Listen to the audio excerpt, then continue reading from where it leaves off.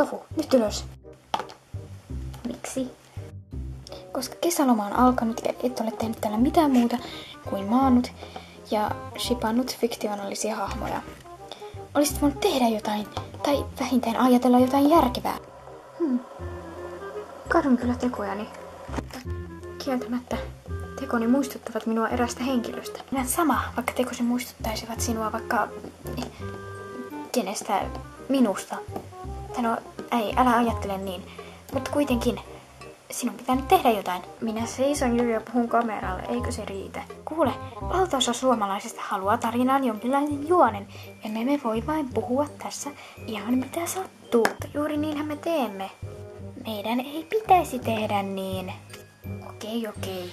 Odotakkaan hakemassa cosplayn. Minkä ihmeen cosplayn? Tadaa!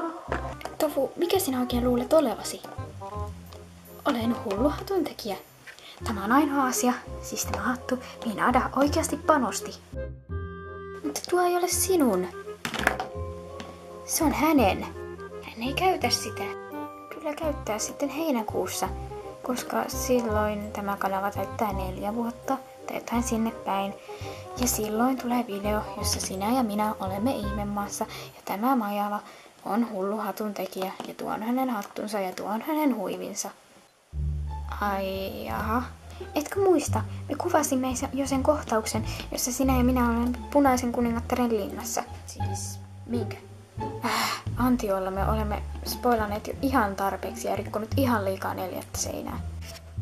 No, ainakaan me emme ole olleet tyhjän panttina, niin kuin juuri sanoit. Niin kai sitten. Lähdys siitä. No, kai meidän sitten vaan pitää odottaa, että joku jaksaa tehdä jotain.